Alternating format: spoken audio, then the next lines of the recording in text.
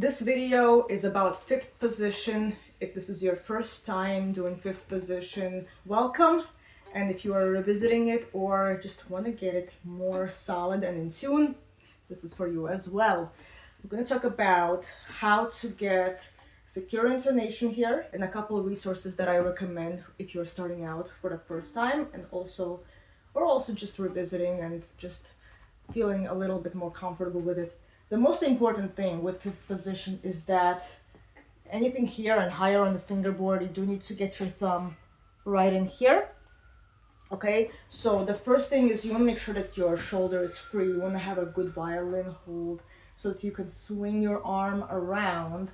And I do like to do this pinky strum exercise, which I talked about it at least in one of my videos in the past, so that the shoulder being free allows the elbow to swing around to the right side. That way the pinky can reach here. Now the thumb, as it goes here, notice that the base of the first finger is gonna have to leave the contact with the neck. This is important, okay?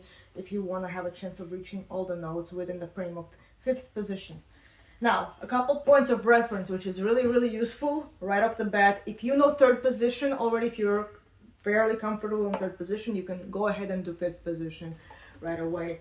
Because a couple things that are awesome here is, number one, is that the first finger in first position, the note names are the same in fifth position, except one string over. So for example, the note F natural, the low one on the E string in first position, will be also a 1 on the A string in fifth position. It's the same finger numbers, same pitch, and same octave, okay?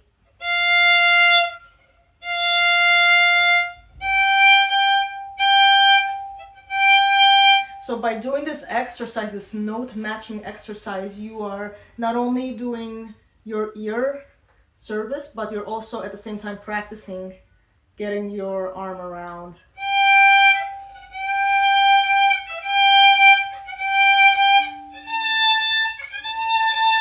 Now speaking of this one, the third finger, this is your next point of reference. The third finger notes, and this is considering a key signature without any sharps or flats, by default will fall on the natural harmonic in the middle of the strings here, halfway point between the knot and the bridge. Okay, it will fall on the third finger in fifth position. Of course, in other positions like fourth position, it will fall on the fourth finger. Go ahead and find Harvey Whistler's book called Introducing the Positions, his first volume, which goes through positions 3 and 5, which are actually nice to learn in succession. Of course, you can also learn second position after third position, or depending on kind of what repertoire sequence you're learning in this in. But fifth position becomes very accessible after third position. That is because after you know this on the E string, instead of putting down the third finger, you can shift. Okay, and again, when we shift, we go like this. Okay, we don't want to go like. This is a mistake. Even though I can reach the C with the first finger, this is a mistake because if my thumb is here, my third and fourth fingers will not. They will not reach where they need to go. So it's really important. Use the elbow to lead. Shoulder is free to allow the elbow to lead. As the elbow leads, the thumb comes under.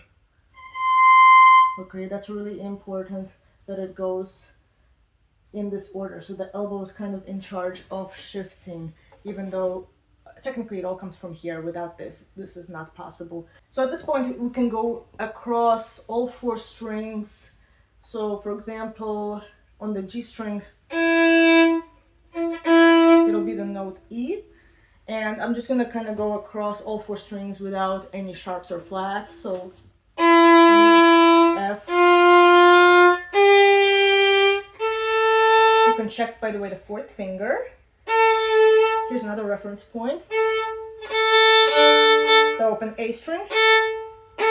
2 strings lower, right? Then on the D string we have B, C, harmonic. But notice that for the purpose of this, it's important that I keep my first finger down to kind of keep my place here.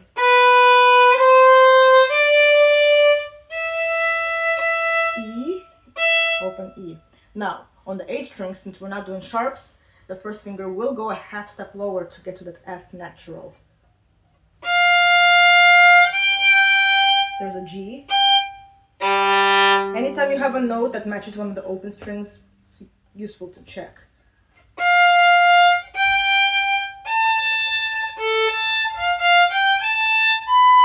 And on the E string we have C, D, E, and F. Okay? After you've done that, then I recommend you do some interval training. So at this point, you can either do some of those etudes in the key of C major in the Whistler book, but I think doing those for too long, you can easily kind of get stuck in one key, and then it becomes kind of problematic when you put it together in real repertoire. So at this point, I actually recommend you go to Leopold Auer's violin playing series, go to book 6, which includes positions 4, 5, 6, and 7, along some other things like trill studies and vibrato and other things like that. But in each one of these positions training, there's a really helpful preparatory exercise, which I think is the most important thing that's in here. So in the book, if I follow the book exactly, it goes from the note F on the A string, and you can do this on the other strings as well. Now you can do this either with a drone, have a drone playing the note F and you play the other notes above it, or you could have a partner or teacher play the note F as you play the other notes, or if you're by yourself without a drone and just practicing, you can just go back and forth to and from the first finger to G, back to F. That's the perfect fourth, and then in this in the book, it actually goes to the tritone, which is an extended fourth finger. And then it goes downwards, back to the fourth. So downward fourth. Then third. And then here it goes chromatically down. Major, second, minor, second, and unison. Now you can also practice this. This is just one way you can do it. You can make your own version of it. What I like to do is go half step at a time. So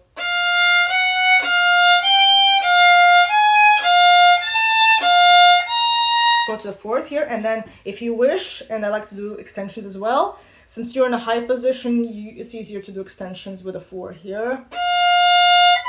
Tritone and a fifth. But make sure you go up to the perfect fourth, because that's what kind of sets the hand frame. And then you can also do chromatically up and down without going back and forth to the F.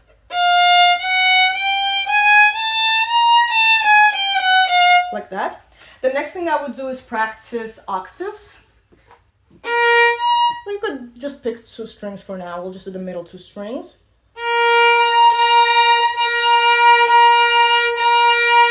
And then we'll fill in the octave on the lower string to kind of get our footing down. You can also fill it in chromatically. Notice that for all of these, I'm leaving down that first finger to really make sure I don't lose my spot. Okay, so I do recommend to do that at this moment.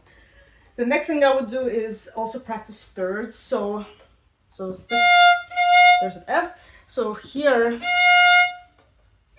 the third finger would fall on, actually the harmonic in this case, but we do want it in the correct shape, so it's not like this. So you go to thirds, but you can even more effective is before you do thirds like this, is to practice perfect fourths. That's a really difficult interval to get in tune. Really kind of find a good angle for that second finger. And we want to listen for the ring. You can do the same thing with the other pairs. So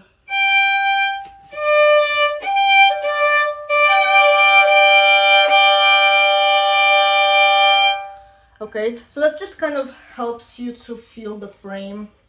Later, when you have to play a passage, a musical passage, you'll feel a little bit more secure here. I don't want to make this video super long, but if you want to see how I kind of apply this either in a longer etude or in repertoire, I invite you to join me on my Patreon community, where I go into much further depth about everything I talk on this channel. You can see how I practice.